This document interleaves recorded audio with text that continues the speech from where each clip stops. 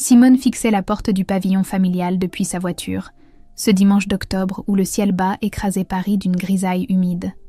À 28 ans, elle avait développé une capacité troublante à anticiper la douleur des dimanches en famille. Cette sensation de nausée qui montait dès qu'elle garait sa voiture dans cette rue résidentielle de banlieue où rien ne changeait jamais. Elle attrapa le bouquet de chrysanthèmes jaunes posé sur le siège passager, un geste de paix qu'elle répétait depuis des années sans jamais obtenir autre chose qu'un merci distrait. L'odeur du rôti s'échappait déjà de la maison, cette routine immuable du dimanche que sa mère Eliane orchestrait avec la précision d'un rituel religieux. Rôti de bœuf, gratin dauphinois, haricots verts. Toujours les mêmes plats, toujours la même table, toujours la même hiérarchie familiale, où Simone occupait invariablement la dernière place. La porte s'ouvrit avant qu'elle ne sonne. Son père Pascal apparut dans l'encadrement, chemise repassée au cordeau, et regard aussi froid que le carrelage du hall d'entrée. Il la salua d'un hochement de tête sec et retourna immédiatement vers le salon sans un mot de plus. Pas de baiser sur la joue, pas de sourire. Juste cette indifférence polie et glaciale qu'il cultivait depuis qu'elle avait choisi de devenir assistante sociale, plutôt que de rejoindre son entreprise familiale. Simone tendit les fleurs à sa mère qui surgit de la cuisine, tablier noué autour de la taille et visage rougi par la chaleur des fourneaux. Eliane prit le bouquet machinalement et murmura un remerciement avant de repartir vers ses casseroles. 30 secondes d'attention. C'était tout ce que Simone méritait dans cette maison où elle avait grandi. Dans le salon, Nathalie trônait sur le canapé en cuir beige comme une reine recevant sa cour. Sa sœur cadette de 2 ans portait une robe crème parfaitement ajustée, qui mettait en valeur sa silhouette soigneusement entretenue. Ses cheveux blonds cascadaient sur ses épaules, pendant qu'elle photographiait son verre de champagne pour ses réseaux sociaux. Gérard, son nouveau mari depuis 6 mois, était affalé à côté d'elle dans un costume 3 pièces ridicule pour un dimanche en famille. La cinquantaine arrogante, il sirotait son whisky en occupant tout l'espace avec cette assurance insupportable des hommes qui confondent réussite financière et supériorité morale. Simone s'installa dans le fauteuil près de la fenêtre, celui qu'on lui laissait toujours. Trop dur, trop éloigné du centre de la pièce, trop symbolique de sa place dans cette famille. Elle connaissait son rôle par cœur. Écouter en silence, sourire poliment, acquiescer aux remarques condescendantes. Gérard la toisa par-dessus son verre avec ce mélange de condescendance et de mépris qu'elle avait appris à reconnaître.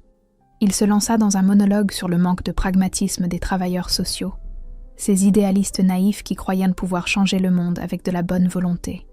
Nathalie ponctuait ses phrases de petits rires complices sans lever les yeux de son téléphone. Pascal approuvait d'un hochement de tête depuis son fauteuil, ravi que quelqu'un exprime enfin ce qu'il pensait depuis des années.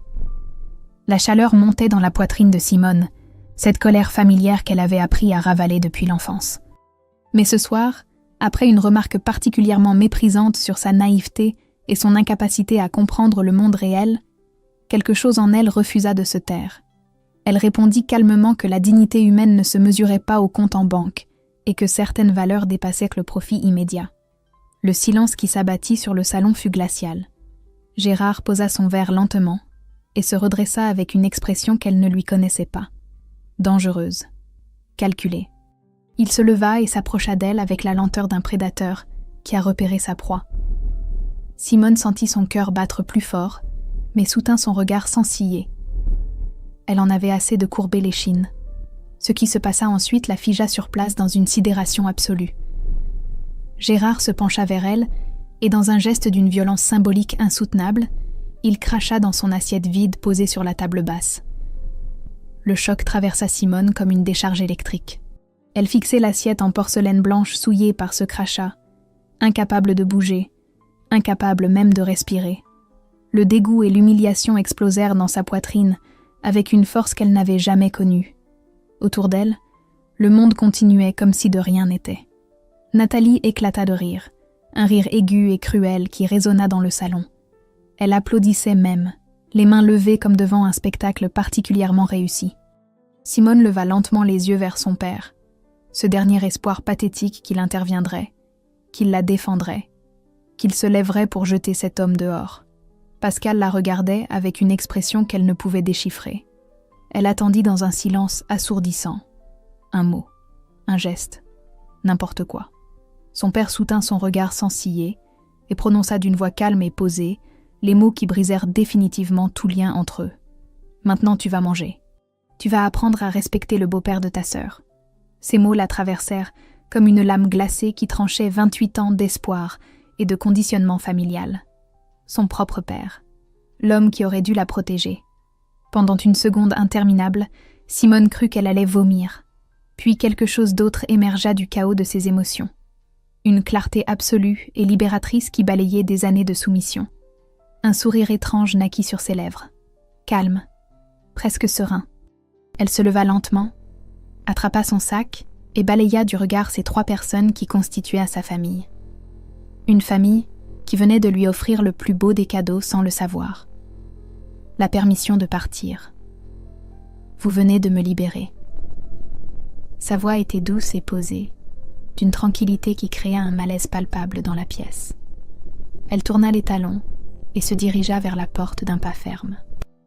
Derrière elle, la voix confuse de sa mère surgit de la cuisine, demandant où elle allait, rappelant que le dîner était prêt. Simone ne répondit pas. Elle franchit le seuil, referma la porte derrière elle et marcha vers sa voiture sous la pluie fine qui avait commencé à tomber. Une fois au volant, elle posa son front contre le cuir froid du volant et laissa les larmes venir. Elle pleura pour la petite fille qu'elle avait été, celle qui cherchait désespérément l'amour d'un père incapable de le donner. Elle pleura pour toutes les humiliations avalées, pour tous les silences imposés, pour toutes les fois où elle s'était fait petite pour ne pas déranger. Puis elle sécha ses larmes, démarra le moteur et quitta la rue sans un regard en arrière. En rentrant dans son appartement, Simone alluma son ordinateur portable. Ses mains ne tremblaient plus. Elles étaient parfaitement stables quand elle commença à taper ses recherches. Détournement de fonds entreprise familiale, fraude réseaux sociaux, bigamie France. Le piège commençait à se construire dans son esprit avec une précision qu'elle ne se connaissait pas. La nuit serait longue, mais pour la première fois depuis des années, Simone se sentait parfaitement éveillée. Simone ne dormit pas cette nuit-là. Assise à son bureau dans la pénombre de son studio, elle observait Paris par la fenêtre pendant que son ordinateur projetait une lueur bleutée sur son visage. L'écran affichait une dizaine d'onglets ouverts sur des sites juridiques, des articles de presse économique et des forums spécialisés. Elle travaillait avec la même méthodologie rigoureuse qu'elle utilisait pour aider ses clients vulnérables à sortir de situations toxiques. La différence, c'est qu'aujourd'hui, la cliente, c'était elle. Elle commença par son père. Pascal dirigeait l'entreprise familiale de fournitures industrielles depuis 30 ans, avec une autorité qu'il confondait avec de la compétence. Simone se souvenait de conversations entendues lors de précédents dimanches, ces moments où il se vantait de ses arrangements financiers devant Gérard. Elle ouvrit les documents comptables publics de la société et commença à croiser les dates. Le mariage somptueux de Nathalie en avril dernier. Un château en Normandie, 200 invités, un budget qui avait fait jaser toute la famille. 50 000 € selon les estimations les plus prudentes. Simone nota méthodiquement les chiffres et poursuivit ses recherches. Les comptes de l'entreprise montraient un retrait inhabituel exactement 3 semaines avant le mariage. Pas un prêt personnel. Un virement depuis le compte professionnel vers un compte qu'elle ne reconnaissait pas. Elle sourit dans le noir. Son père avait toujours été arrogant, mais jamais prudent. Elle passa ensuite à Nathalie. Sa sœur affichait fièrement ses partenariats avec des marques de cosmétiques sur Instagram. 15 000 abonnés qui lui permettaient de vivre sans travailler, grâce aux publications sponsorisées et aux cadeaux de marque. Simone ouvrit un site d'analyse de réseaux sociaux et entra le nom du compte de sa sœur. Les résultats apparurent en quelques secondes. Taux d'engagement anormalement bas. Croissance suspecte du nombre d'abonnés. Profil majoritairement inactif ou créé récemment. Nathalie achetait ses abonnés. Elle mentait aux marques sur son influence réelle. Simone téléchargea les rapports détaillés et les sauvegardia soigneusement. Puis vint Gérard. L'homme qui avait craché dans son assiette méritait une attention particulière. Simone commença par des recherches basiques sur les réseaux sociaux et les bases de données publiques. Elle trouva son profil LinkedIn, son entreprise de consulting, ses publications sur sa réussite professionnelle. Puis, elle chercha plus profondément. 2 heures plus tard, elle trouva ce qu'elle cherchait, sans vraiment le chercher. Un article de journal local vieux de 8 ans, mentionnant un certain Gérard Duchamp, dans le cadre d'une procédure de divorce. La date ne correspondait pas. Si ce divorce datait de 8 ans, comment Gérard pouvait-il avoir épousé Nathalie 6 mois plus tôt? Simone creusa davantage et découvrit qu'aucun jugement définitif de divorce n'apparaissait dans les registres publics. Son cœur se mit à battre plus vite. Elle élargit ses recherches et tomba sur une photo de mariage publiée sur un blog régional datant de 15 ans. Gérard Duchamp épousait Véronique Moreau. Simone chercha le nom de la femme et trouva son profil Facebook. Véronique Moreau Duchamp. Toujours le nom de son mari. Des photos d'elle avec 2 adolescents. Une publication récente mentionnant « Mon mari en déplacement professionnel ». Gérard n'avait jamais divorcé. Son mariage avec Nathalie n'était qu'une mise en scène, une cérémonie sans valeur légale. Sa sœur vivait avec un homme marié qui lui mentait depuis le début. Simone se laissa aller contre le dossier de sa chaise. Les pièces du puzzle s'assemblaient avec une clarté terrifiante. Elle avait tout ce qu'il fallait. Elle consulta l'horloge de son ordinateur. 4 heures du matin. Dans quelques heures, elle enverrait 3 emails qui changeraient tout. Elle rédigea soigneusement chaque message, vérifia les pièces jointes, relut 3 fois pour s'assurer de la précision de chaque mot. Puis elle programma l'envoi automatique pour 9 heures du matin. Quand tout serait prêt, elle bloqua tous les numéros de sa famille, sauf celui de sa mère. Simone éteignit son ordinateur et s'allongea sur son lit tout habillée. Elle ne ressentait ni culpabilité, ni excitation. Juste une paix étrange et nouvelle. Pour la première fois depuis 28 ans, elle n'était plus la victime de cette famille. Elle en était devenue l'architecte de la vérité. Elle s'endormit d'un sommeil profond au moment où le soleil commençait à pointer derrière les toits de Paris. Le lundi matin, Simone se réveilla avec une sensation de légèreté qu'elle ne connaissait plus depuis des années. Elle prépara son café en savourant le silence apaisant de son studio, puis se prépara pour sa journée au centre social où elle travaillait. À 9 heures précises, ses 3 emails programmés partirent automatiquement, chacun portant une vérité soigneusement documentée. Elle arriva au bureau avec 20 minutes d'avance et s'installa à son poste. Son téléphone restait éteint dans son sac, une décision délibérée qu'elle savoura comme un acte de résistance silencieux. Autour d'elle, ses collègues s'activaient déjà, accueillant les premiers usagers de la journée. Simone se plongea dans ses dossiers avec une concentration inhabituelle, aidant une mère célibataire à monter un dossier de logement social, conseillant un jeune homme sur ses droits au chômage. À midi, Margot, sa collègue et amie depuis 3 ans, la rejoignit pour déjeuner à la cafétéria du centre. C'était une femme d'une 50aine d'années qui avait cette capacité rare de voir au-delà des apparences. Elle posa son plateau en face de Simone et l'observa avec attention. « Tu as l'air différente aujourd'hui. » Apaisée. Simone sourit en piquant sa fourchette dans sa salade. « J'ai pris une décision hier soir. Une décision que j'aurais dû prendre il y a 10 ans. » Margot attendit sans la presser, habituée aux confidences qui venaient à leur rythme. Simone lui raconta alors tout. Le dîner du dimanche, l'humiliation, le crachat, la phrase de son père qui résonnait encore dans sa tête comme une sentence définitive. Margot l'écouta sans l'interrompre, son visage passant de la surprise à l'indignation, puis à une colère froide. « Ton propre père a dit ça, après que cet homme a craché dans ton assiette ? Il m'a ordonné de manger. De respecter le beau-père de ma sœur. » Le silence qui suivit fut éloquent. Margot posa sa main sur celle de Simone avec une douceur qui contrastait avec la fureur dans son regard. « Et tu es partie. Je suis partie. Et ce matin, j'ai envoyé 3 emails. Un au conseil d'administration de l'entreprise de mon père, avec les preuves du détournement de fonds pour financer le mariage de Nathalie.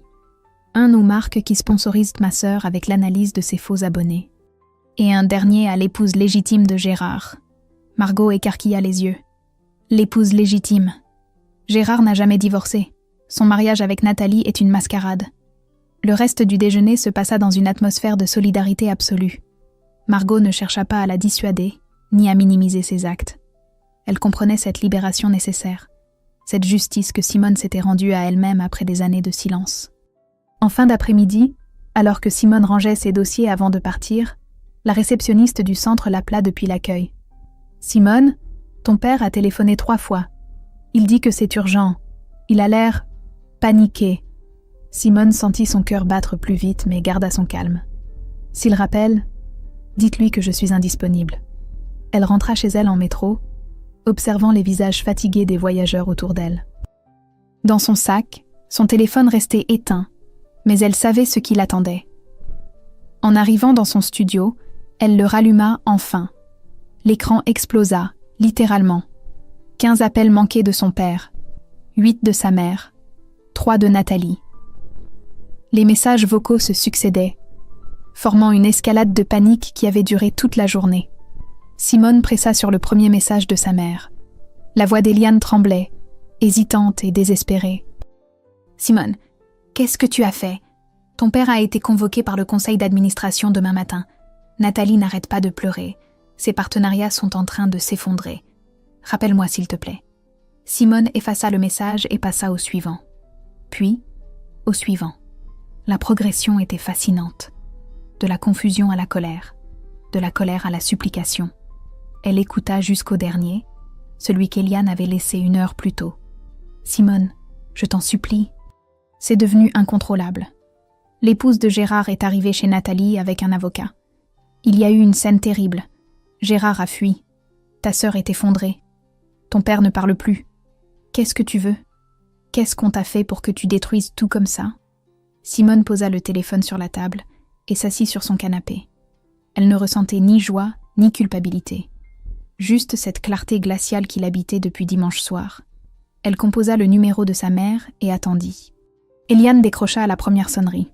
« Simone ? » ?»« Oui, maman, c'est moi. Pourquoi tu fais ça ?» La voix d'Eliane se brisa sur la dernière syllabe. Simone ferma les yeux et répondit d'une voix douce mais inflexible. « Je n'ai rien détruit, maman. J'ai juste révélé ce qui existait déjà. Les mensonges, les fraudes, les manipulations. Vous avez construit votre bonheur sur du sable, et maintenant la marée monte. Mais c'est ta famille. Une famille qui m'a regardé me faire humilier sans bouger. Une famille qui m'a ordonné d'accepter qu'on crache dans mon assiette. Ce n'est pas une famille, maman. C'est une hiérarchie toxique où je n'ai plus ma place. » Le silence au bout du fil était assourdissant. Puis Eliane murmura quelque chose que Simone faillit ne pas entendre. « Ce n'est que le début, n'est-ce pas ?» Simone sourit dans le vide de son salon. « Oui, maman. Le vrai problème arrive dans 24 heures. » Elle raccrocha et éteignit à nouveau son téléphone. Dehors, la nuit tombait sur Paris. Et pour la première fois depuis des années, Simone la regarda tomber sans cette angoisse familière qui lui nouait l'estomac. Le mardi matin démarra dans le chaos pour la famille de Simone. Pascal se présenta devant le conseil d'administration de son entreprise à 9 heures précises, costume impeccable et mâchoire serrée. Les administrateurs l'attendèrent dans la salle de réunion, les visages fermés et les documents imprimés posés devant eux. L'email de Simone contenait des captures d'écran des virements, des dates, des montants qui correspondaient exactement aux dépenses du mariage de Nathalie. La réunion dura 2 heures. Pascal tenta de justifier, de minimiser, d'expliquer que c'était un emprunt temporaire qu'il comptait rembourser. Mais les chiffres parlaient d'eux-mêmes. 50 000 € détournés du compte professionnel vers un compte personnel. Aucune trace de remboursement. Aucune autorisation du conseil. À midi, Pascal quitta le bâtiment suspendu de ses fonctions, le temps d'un audit complet. Pendant ce temps, Nathalie voyait son univers s'effondrer méthodiquement. Les marques de cosmétiques qu'elle représentait avaient reçu le rapport détaillé sur ses faux abonnés. 3 partenariats furent résiliés dans la matinée. Les autres marques exigeaient des explications qu'elle ne pouvait pas fournir. Son téléphone sonnait sans arrêt, alternant entre les appels furieux de responsables marketing et les messages hargneux d'abonnés qui découvraient la supercherie. Mais le coup le plus dévastateur arriva en début d'après-midi. Véronique Moreau-Duchamp débarqua chez Nathalie accompagnée d'un avocat. C'était une femme d'une 50aine d'années au regard d'acier, qui avait découvert avec stupéfaction que son mari menait une double vie. Elle frappa à la porte avec une détermination qui ne laissait aucune place au doute. Nathalie ouvrit, encore en pyjama, les yeux rougis par les larmes de la matinée. Elle ne comprit pas immédiatement qui se tenait devant elle. Véronique la regarda de haut en bas, avec un mélange de pitié et de mépris. « Vous êtes Nathalie ? La maîtresse de mon mari ?» Le mot claqua comme une gifle. Nathalie recula, la bouche ouverte, incapable de former une phrase cohérente. L'avocat tendit une enveloppe contenant des documents officiels. Le certificat de mariage de Gérard et Véronique, datant de 15 ans. Les actes de naissance de leurs 2 enfants. Aucune trace de divorce. aucune procédure en cours. La vérité s'abattit sur Nathalie avec la violence d'un tsunami. Son mariage de rêve n'avait été qu'une mise en scène. Gérard l'avait manipulée, lui avait fait croire à une union légale, alors qu'il rentrait chaque soir auprès de sa vraie famille. Les photos Instagram de leur bonheur parfait n'étaient que des mensonges photographiés. Véronique laissa Nathalie s'effondrer contre le chambranle de la porte, avant d'ajouter d'une voix glaciale que son avocat entamerait des poursuites contre Gérard pour bigamie et abus de confiance. Puis elle partit, laissant Nathalie seule dans l'appartement que Gérard payait et qu'il venait de vider de tous ses objets personnels pendant qu'elle pleurait. En fin d'après-midi, Eliane appela Simone depuis la maison familiale. Sa voix n'était plus suppliante mais brisée, vidée de toute énergie. « Il faut que tu arrêtes. S'il te plaît. Tu as gagné. Ton père est suspendu. Nathalie a tout perdu. Gérard a disparu en vidant leur compte joint. Elle n'a plus rien. » Simone écoutait en silence, assise sur son canapé, le téléphone contre l'oreille. Elle entendait les sanglots étouffés de sa mère, cette femme qui n'avait jamais pris sa défense et qui découvrait maintenant le prix du silence. « Je ne détruis rien, maman. Je révèle ce que vous avez construit. Une famille basée sur le mépris, sur les mensonges, sur l'humiliation de ceux que vous considérez faibles. Moi, pendant 28 ans. » « Mais Nathalie n'a rien fait !» La protestation sortit dans un sanglot.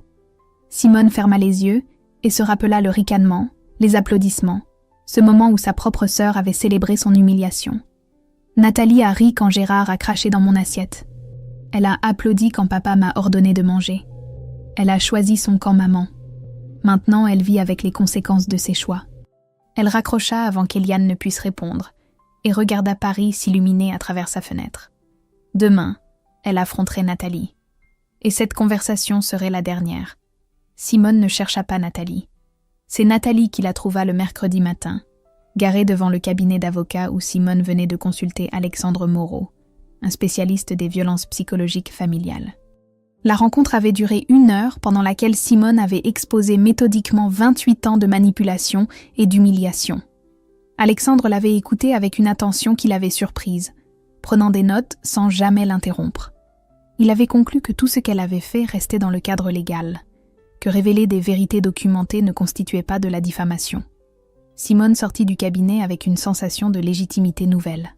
C'est à ce moment qu'elle vit sa sœur appuyée contre sa voiture. Nathalie était méconnaissable. Ses cheveux blonds habituellement parfaits pendaient en mèches grasses autour de son visage bouffi par les larmes. Elle portait un jogging informe et des baskets Sales. Plus aucune trace de cette influenceuse soignée qui photographiait sa vie parfaite. Elles se regardèrent en silence dans le parking presque vide. Simone sentit son cœur battre plus vite mais ne dit rien. C'était à Nathalie de parler la première. « Pourquoi tu m'as fait ça ?» La voix de Nathalie tremblait, mélange de rage et de désespoir. Simone posa son sac sur le capot de sa voiture et soutint le regard de sa sœur sans ciller. « Je suis ta sœur », poursuivit Nathalie en haussant le ton. On a grandi ensemble. Comment tu as pu me détruire comme ça ? Une sœur ne ricane pas pendant qu'on t'humilie. Une sœur ne t'applaudit pas quand quelqu'un crache dans ton assiette. Nathalie recula comme si elle avait été giflée. Ses yeux s'écarquillèrent et elle secoua la tête avec véhémence. C'était juste, c'était de l'humour. Gérard plaisantait. Il a craché dans mon assiette. Papa m'a ordonné de manger. Et toi, tu as applaudi. Où est l'humour là-dedans ? Le silence qui suivit fut brutal. Nathalie chercha ses mots, ouvrit la bouche plusieurs fois sans qu'aucun son n'en sorte. Puis la colère reprit le dessus et elle se mit à crier, déversant des années de jalousie qu'elle avait toujours niées. Simone la laissa vider son sac, énumérant toutes les fois où elle s'était sentie dans l'ombre de sa sœur, l'intello, la gentille, celle qui aidait les autres. Quand Nathalie s'arrêta enfin, à bout de souffle, Simone parla d'une voix douce mais implacable. Elle raconta 28 ans de blessures invisibles. Les anniversaires où Nathalie recevait des cadeaux somptueux pendant qu'elle recevait des livres d'occasion. Les petits amis que Nathalie lui volait par jeu avant de les jeter. Les confidences trahies. Les moments où Simone l'avait protégée sans jamais recevoir de reconnaissance. Nathalie tenta de minimiser, parlant d'enfantillage et de rancune excessive. Non, Nathalie. J'étais patiente. Mais dimanche, quand tu as applaudi mon humiliation, tu as tué la dernière parcelle d'amour que j'avais pour toi. Pour la première fois, le masque de Nathalie se fissura vraiment. Elle s'effondra contre la voiture de Simone et avoua dans un murmure brisé qu'elle était terrifiée. Gérard avait vidé leur compte joint en partant. Elle n'avait plus de partenariat, plus de revenus, plus rien. Elle demanda de l'aide avec une voix de petite fille perdue. Simone sentit une étincelle de compassion traverser sa poitrine. Puis, elle se rappela le ricanement, les applaudissements, ce moment où sa propre sœur avait célébré sa destruction. Elle prit ses clés de voiture et regarda Nathalie une dernière fois. « Tu as des amis, des followers, une famille qui t'adore.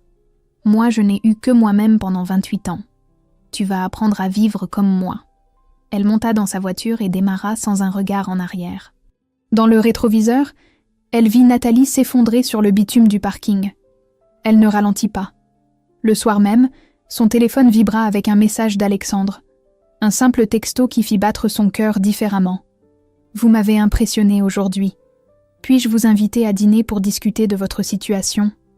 Et peut-être d'autres choses ?» Simone sourit pour la première fois depuis des jours. Elle tapa sa réponse sans hésiter.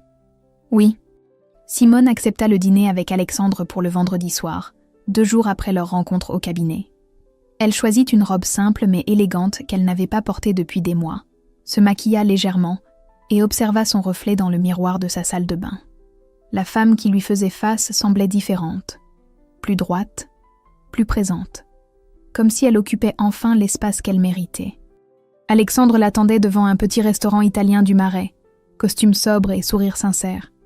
Il la salua avec une légère bise sur la joue, un geste simple, mais qui la fit rougir malgré elle.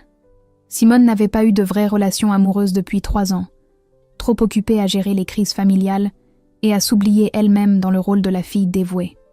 Le dîner commença par des banalités professionnelles, mais la conversation glissa rapidement vers des territoires plus intimes. Alexandre partagea sa propre histoire avec une franchise qui la surprit. Il avait grandi dans une famille aimante mais étouffante, où chaque décision devait être validée par les parents, où l'autonomie était perçue comme une trahison. À 38 ans, il avait dû s'éloigner géographiquement et émotionnellement pour devenir lui-même, pour respirer sans cette pression constante de correspondre aux attentes familiales. Simone l'écoutait en savourant son risotto, découvrant avec étonnement qu'elle pouvait parler de sa douleur sans se sentir jugée. Alexandre ne cherchait pas à minimiser ce qu'elle avait vécu, ne lui suggérait pas de pardonner pour tourner la page, ne la culpabilisait pas pour avoir révélé les mensonges de sa famille. Il admirait sa force, sa clarté morale, son refus de se positionner en victime. Entre 2 verres de vin rouge, Simone se surprit à rire vraiment pour la première fois depuis des semaines. Alexandre racontait une anecdote sur un client particulièrement absurde qui voulait poursuivre sa famille pour ne pas l'avoir invité à un barbecue. L'humour était léger mais complice, créant une bulle d'intimité dans ce restaurant bondé. Pendant ce temps, loin de cette parenthèse enchantée, la situation familiale continuait à se dégrader selon son cours inexorable. Pascal faisait face à un audit comptable qui révélait d'autres irrégularités financières remontant à plusieurs années. La suspension temporaire risquait de devenir un licenciement définitif. Nathalie, désespérée et sans ressources, avait publié une vidéo larmoyante sur ses réseaux sociaux où elle se présentait comme la victime d'un complot familial orchestré par une sœur jalouse et manipulatrice.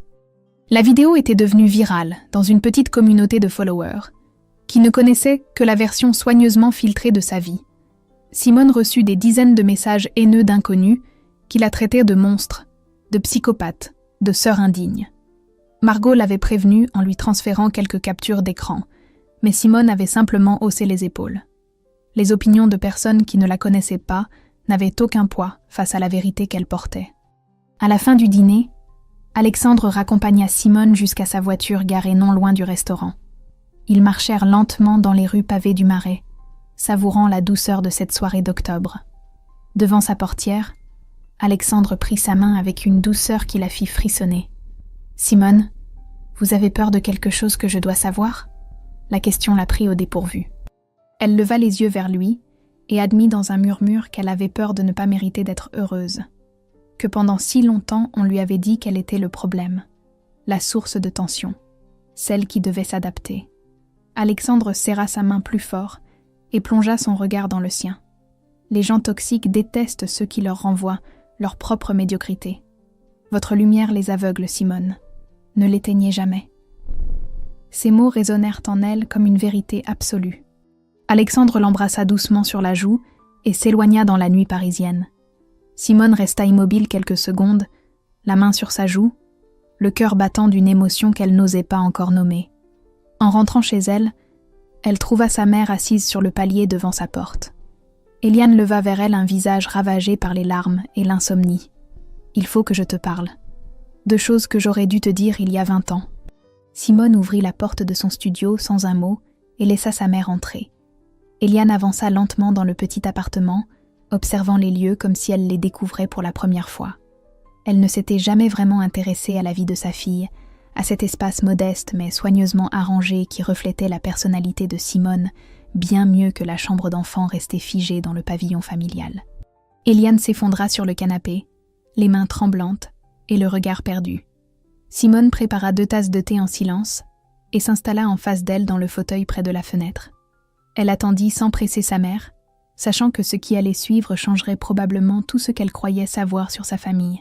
Les premiers mots d'Eliane furent presque inaudibles. Elle avoua sa lâcheté, ses années de silence complice, toutes ces fois où elle avait détourné le regard pendant que Pascal rabaissait Simone ou que Nathalie la traitait avec mépris. Puis elle prit une grande inspiration et lâcha la vérité qui expliquait tout. « Tu n'es pas la fille de Pascal. » Le silence qui suivit fut absolu. Simone sentit le sol se dérober sous elle, mais elle ne bougea pas, attendant la suite avec une immobilité de pierre. Eliane continua d'une voix brisée par la culpabilité accumulée pendant presque 30 ans. Elle avait eu une liaison brève mais intense avec un homme doux et cultivé il y avait 29 ans. Martin était professeur de littérature, passionné de poésie et d'engagement social. Il lui avait fait découvrir une version d'elle-même qu'elle ne connaissait pas, une femme capable de penser par elle-même et de rêver au-delà de la sécurité bourgeoise. Quand elle était tombée enceinte, elle avait dû choisir entre l'amour incertain de Martin et la stabilité financière que Pascal représentait. Elle avait choisi la facilité, la peur, l'argent. Pascal avait su dès le début que l'enfant n'était pas de lui. Eliane lui avait tout avoué dans un moment de panique, espérant une clémence qui ne vint jamais. Il avait accepté d'élever Simone à une seule condition implacable, qu'Eliane ne favorise jamais cet enfant issu d'une trahison, que Nathalie, sa vraie fille née 2 ans plus tard, reste toujours la priorité absolue de la famille. Eliane avait accepté ce pacte diabolique par culpabilité et par dépendance financière. Pendant 28 ans, elle avait sacrifié sa fille aînée sur l'autel d'un mariage construit sur le mensonge et la punition. Chaque indifférence, chaque préférence accordée à Nathalie, chaque silence complice devant les humiliations, n'était que l'application méthodique de cet accord toxique. Simone encaissa le choc en silence, les mains serrées autour de sa tasse de thé qui refroidissait lentement. Tout prenait soudainement un sens terrible. L'indifférence froide de Pascal, la préférence systématique pour Nathalie, l'impossibilité absolue d'obtenir leur amour. Ce n'était pas un défaut en elle. C'était une punition pour un péché qui n'était même pas le sien. La rage monta en elle comme une vague brûlante, puis retomba presque aussitôt. Simone réalisa avec une clarté libératrice qu'elle n'avait plus rien à prouver à un homme qui n'était pas son père et qui ne l'avait jamais aimée. Elle était libre, enfin libre de ce poids qu'elle avait porté toute sa vie sans comprendre pourquoi il était si lourd. Eliane pleurait maintenant ouvertement, suppliant son pardon entre 2 sanglots. Elle parlait de regrets, d'amour maternel étouffé, de toutes ces années où elle avait voulu protéger Simone, mais n'avait jamais trouvé le courage de briser le pacte. Simone posa sa tasse et regarda sa mère avec une expression que même elle ne parvenait pas à déchiffrer. Un mélange de pitié, de tristesse et de détachement qui ressemblait étrangement à de l'indifférence. « Maman, tu as eu 28 ans pour choisir la vérité et l'amour. Tu as choisi la facilité et le mensonge. Je te pardonne parce que garder cette rancœur me détruirait. Mais je ne peux pas avoir de relation avec toi tant que tu restes avec lui et que tu protèges ce système toxique. » Eliane se leva en chancelant, le visage ravagé par des larmes qui ne changeraient rien. Elle partit dans la nuit sans se retourner, laissant Simone seule avec une vérité qui la libérait autant qu'elle la blessait. Le lendemain matin, Simone reçut un email de l'avocat de Pascal. L'objet était explicite.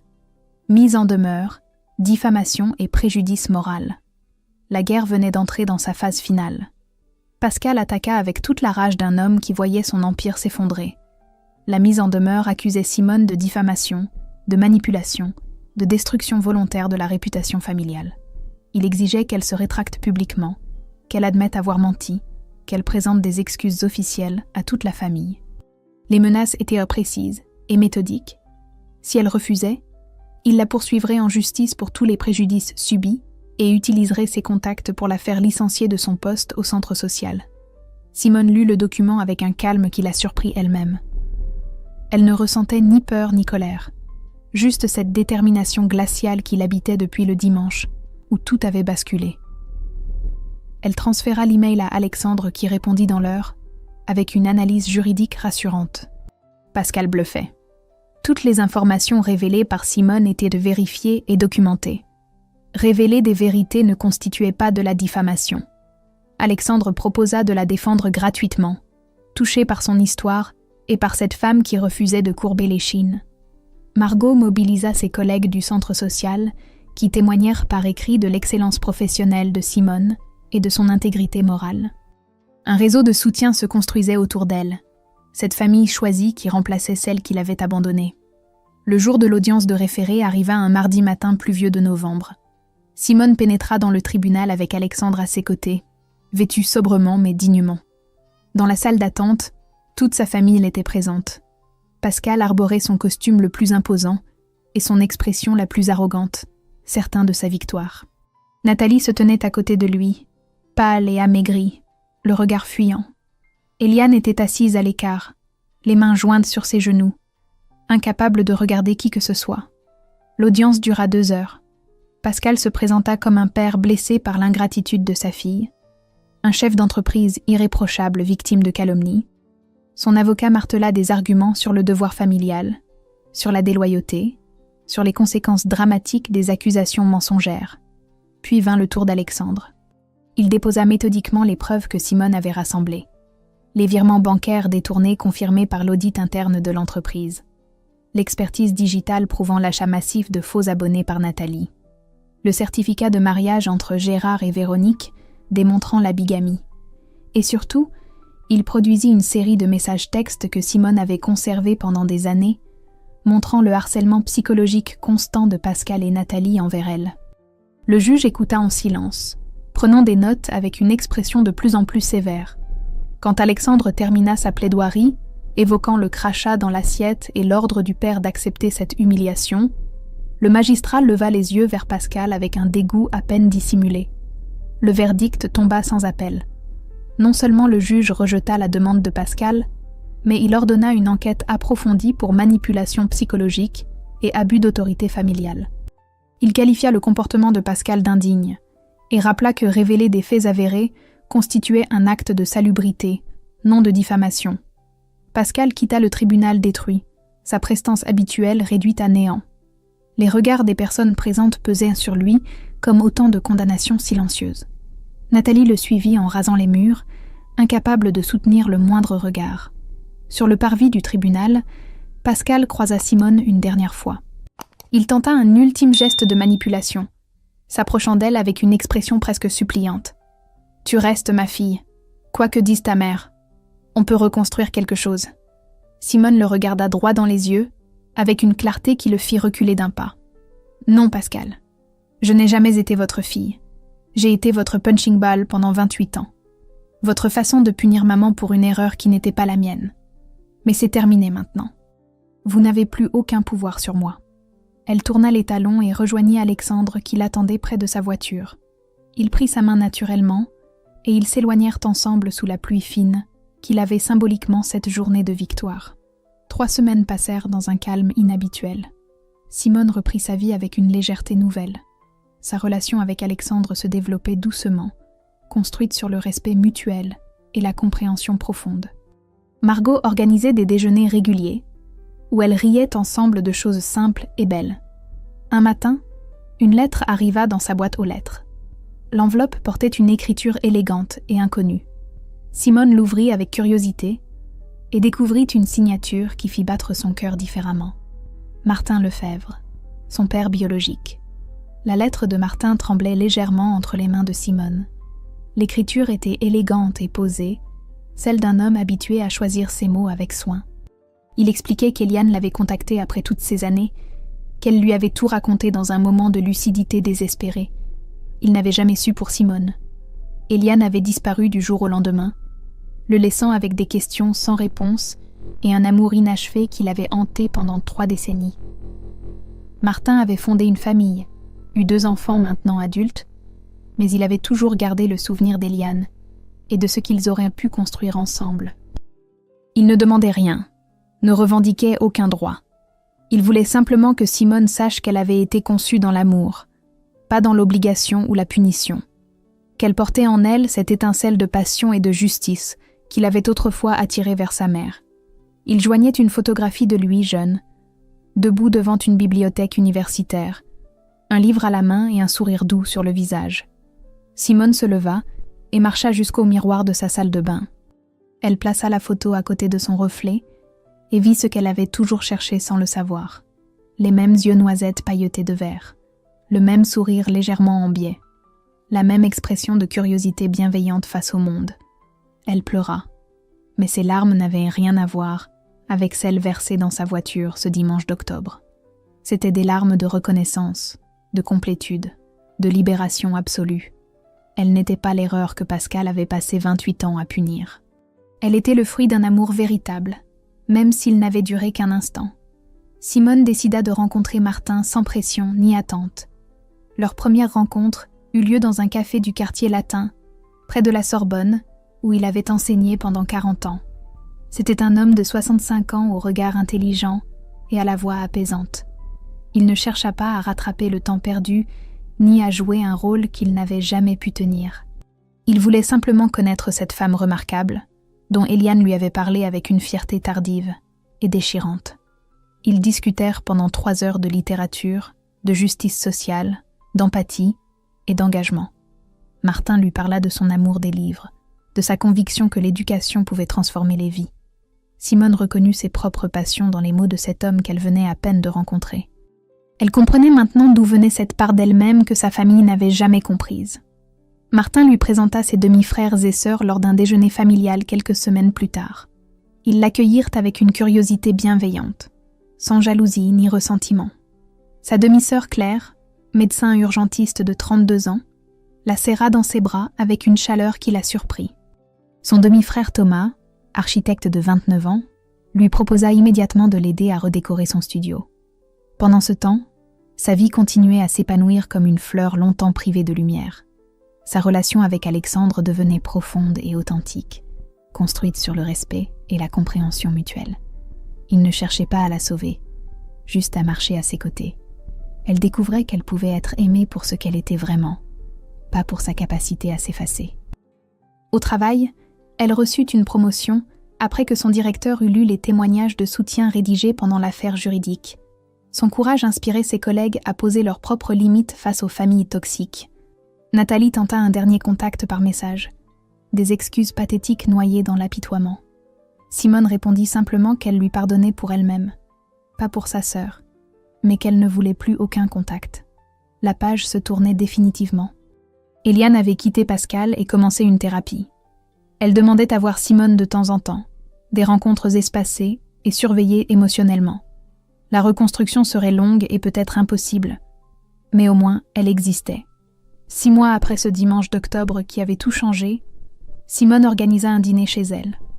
Autour de la table s'installèrent Alexandre, Margot, Martin, Claire et Thomas, quelques collègues devenus amis. Une vraie famille, choisie, construite sur l'amour et le respect. Simone leva son verre, le cœur léger et les yeux brillants. À ceux qui nous choisissent et que nous choisissons en retour, à la liberté de partir, à la force de recommencer. Les verres se levèrent dans un tintement cristallin. Les rires fusèrent, les conversations s'entremêlèrent. La chaleur humaine remplit son petit studio.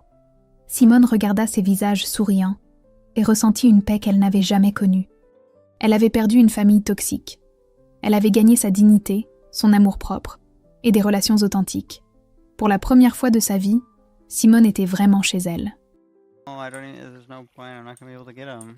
Just try, man, just try. It's better off trying than nothing. You just wasted all your Pokeballs, might as well just waste mine too.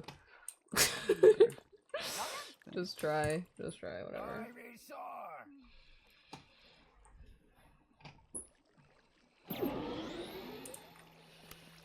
You better stay in there, motherfucker.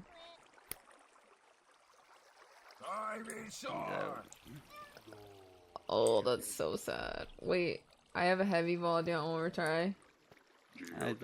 He killed all my Pokemon. I can't. Bro, that's so sad. Yikes. You should have I tried don't on even a know what lower we're type expecting. one. Was there another one? I swear there was another one. Oh look, Tom, there's a Haunter here. You wanna? Oh, you have no Pokemon. Never mind. Yikes. Alright, stay near this Beldum. I wanna freaking go. I'm gonna kill myself and come back.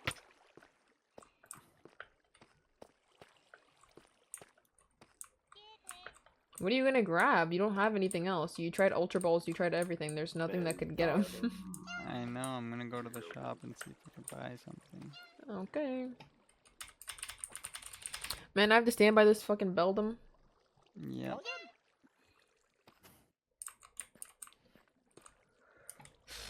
Have you seen any of the shop people here? There's shopkeepers. I don't know. Geodude. Geodude. Welcome.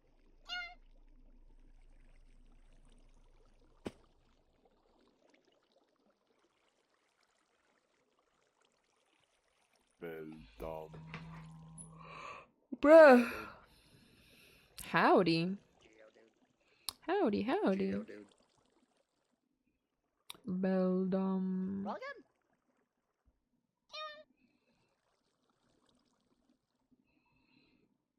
Man, I'm sad. I wanted to get a freaking. Can you freaking get me a? Can you get me some to get the Aaron? Aaron, whatever it's called. So I can get a steel type as well. Bruh, that pink place, it's a hairdresser. It literally was just asking to cut my dog's hair. My Pokemon dog's hair. I went Really? into it. Oh, Yeah. that's why it said that. Because I was wondering why it was like, oh no, Furfro, like get out of here. And I was like, oh, okay. That's what they said to me. Geodude. Welcome. Whoa, okay, the Aaron looks fucking sick. Yeah, yeah. I want him. Please get me something to get him. Heal your Pokemon and come back. Hurry up. I can't find any. What level is the Aaron? Beldum. Level 31. Geodude. I think did I catch one? No, I think I killed him. Welcome. Can't find a shop. Geodude. Bro, the windmill. Go to the windmill. Isn't that's the? Oh, I found the shop. I found the shop. I have no monies. Oh, you're so Fuck. annoying. You're so annoying. Beldum. I spent all my money on freaking Ultra Balls and you just used them all. There's two of them. They were like fucking like I literally 10K got- each. Geodude.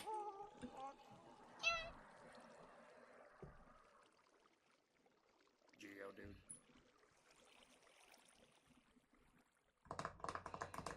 Geodude.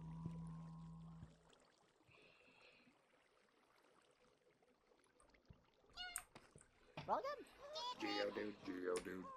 Man, excuse me, I have hiccups. I'm just gonna stay here forever, man.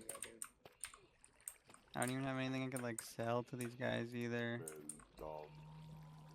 Geodude.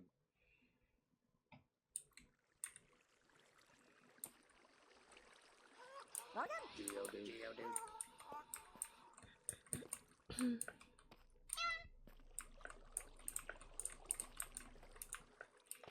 All of the stuff I can use to craft Pokeballs is at our actual house. Beldum. Geodude.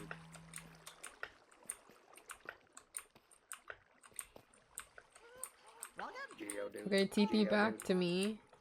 I go back to our house, kill myself. I'm joking. Wait, no. That's gonna take so long. I don't know if I want to do all that. Just to catch 2 steel type Pokemon. Geodude. There's a steel dragon type Pokemon that's dope too. Welcome. Who? Geodude.